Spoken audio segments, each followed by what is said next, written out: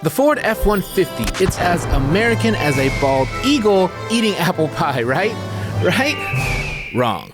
Now, you might assume that vehicles from American companies are made in America with a majority of American parts, and that buying from those companies means you'll be supporting workers in the US. Well, it turns out that isn't necessarily true. In fact, there are 0 cars on sale today that are 100% American made, and the cars that actually count as most American might surprise you. So, we took the most American made cars and checked that against our rankings to figure out the best most American cars.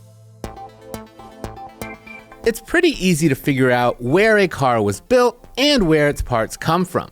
There's a law in place that actually requires car companies to report this sort of information, and they put it on the window sticker, or the Monroney if you please. But there's a catch. The parts included in that percentage, they could originate from the US or Canada because of a previous trade agreement. So when we say domestic, that's what we mean. Parts made in the US or Canada. Domestic, simple.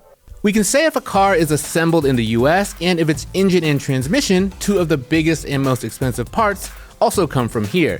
And that's as made in America as you can get these days. So for each category, we're going to tell you 2 things. First, which vehicle is the most American based on the total percentage of domestic parts.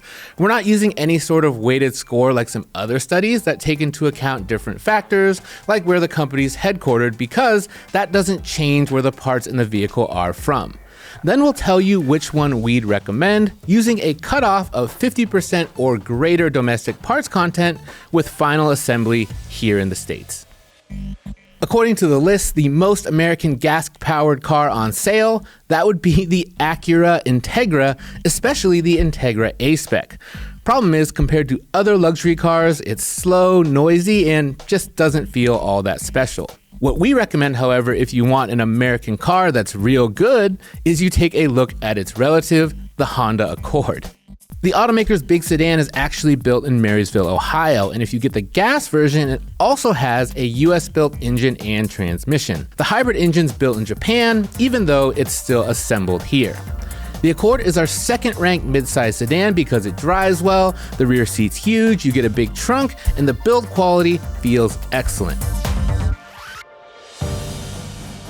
This one just feels right. No small SUV has more domestic parts in it than the Jeep Wrangler, the car directly inspired by our old military runabouts. My grandfather, true story, actually learned to drive on a Jeep during the Second World War. And it's outstanding if you happen to live 4 seconds from a trailhead. But for those of us, aka most of us, who don't go hardcore off-roading with the roof and doors off all the time, the Wrangler's cramped interior, sloppy driving, and deafening wind and tire noise won't be worth it. Our favorite small SUV, though, also happens to be very American-made. The Mazda CX-50 looks and feels amazing with its spacious cabin and second-to-none interior quality. We don't love the knob controls for the infotainment, but it's still a great SUV. One knock: the gas version has more domestic-made content than the hybrid, though both still meet our criteria. The Honda CR-V is our number 2 small SUV, just behind the Mazda. It's super practical with tons of space for a family or a year's supply of toilet paper. But Honda builds the CR-V at 3 North American plants, and one of them is in Canada. So if you want to make sure that your CR-V is actually assembled in the United States, you'll need to look at the window sticker or use a VIN decoder tool like this one. That'll tell you where any car was put together. Now, if it feels like we've discussed a lot of Hondas and by extension Acuras so far, it's because the company does a lot of manufacturing here in the US and in Canada for that matter. In fact, we could tack on even more Honda vehicles to this list, like the built in Ohio Acura RDX, or especially the Honda Passport. That's our number 1 midsize SUV for its versatility and practicality, and just look at that percentage of domestic parts, 70%. The most American 3-row SUVs are the Detroit-built Dodge Durango and Jeep Grand Cherokee L, but unless you're okay knowing you could have gotten a much better car for your money, don't buy them. We rate the Durango second to last among 3-row SUVs for its thirsty engines and because it's super old and feels that way inside. And we're permanently scarred by our experience with our 1-year road test Jeep Grand Cherokee 4xe, where it had to get towed 3 times in 1 year. So, no thank you. What we recommend instead is the Acura MDX, and there's Acura again. It's built in Ohio, deja vu, from an impressive 70% domestic parts content if you skip the pricey but powerful Type S. Plus, the MDX is a well-executed luxury 3-row tied for the best overall rating among its competitors. It might not be fast, but it's got a lot of space and has some of the most comfortable seats around, and it does all of that at a very attractive price point. Speaking of, if you want to skip the luxury thing, you're best off with a Kia Telluride. Kia's roomiest offering is our favorite affordable 3-row, and it's built in West Point, Georgia, with a big percentage of American parts as well. Too bad it's not made in Colorado. Now, when you think pickup trucks, you automatically think America, so there won't be any segment more American than this, right? Not the case. Remember that Ford F-150 we mentioned earlier? It's only 45% domestic parts, so it doesn't make our threshold even though we think it's the best full-size pickup currently on sale. And by the way, it's not just the F-150 that doesn't qualify. Our reigning Edmunds top-rated truck from this year, the Ford Ranger, it doesn't make it either.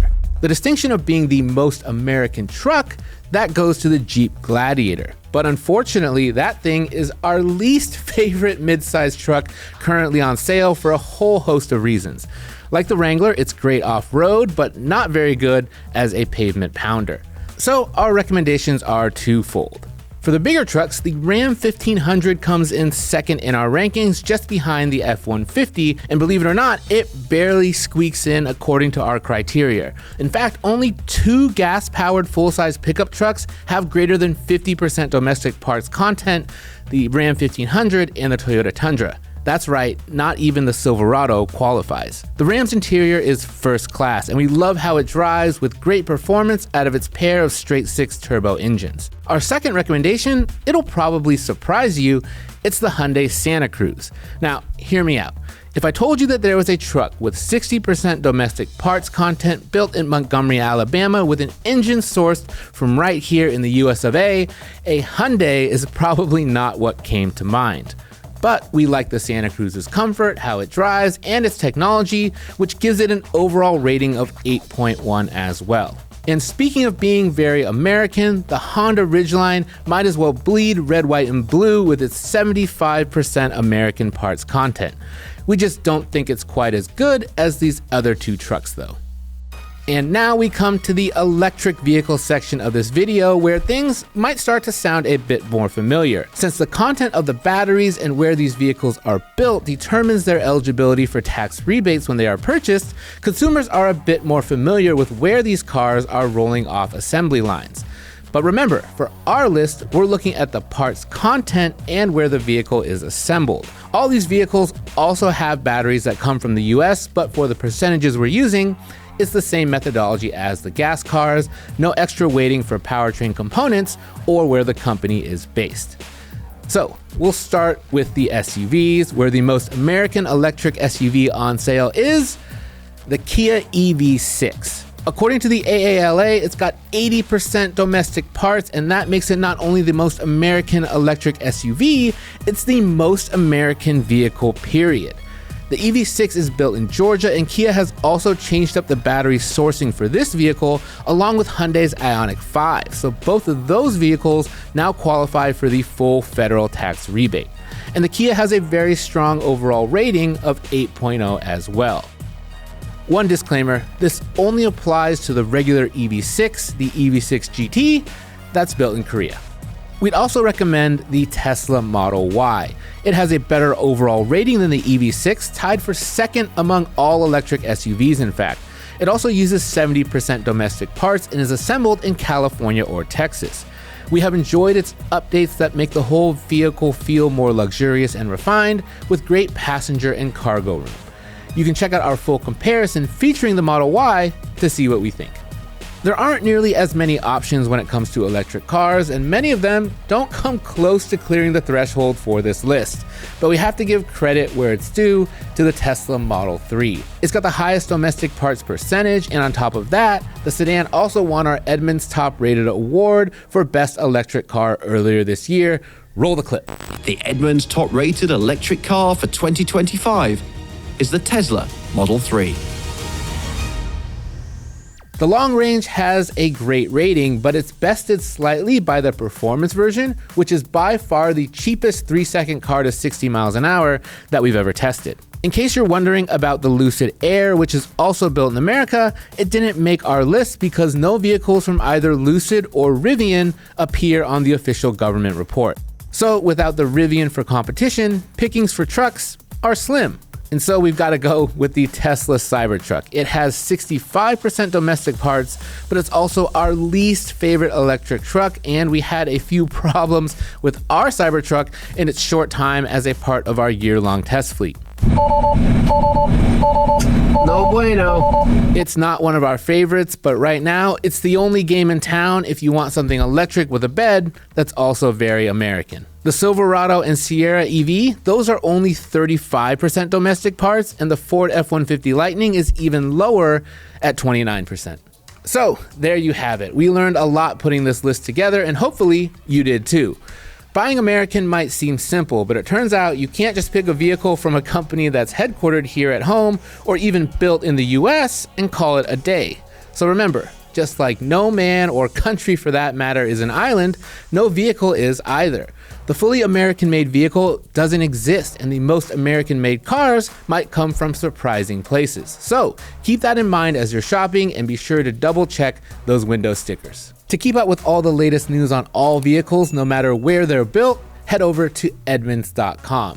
And we even have a page that keeps track of how all of the automakers are responding to the changing economic landscape, so be sure to check that out if you're thinking about buying a new car. And as always, thanks for watching. Eagle! You're right, they're 18s, they're Hornets. Why do I think they were 16s? It's because I haven't worn this shirt in 7 years. I didn't even wash it.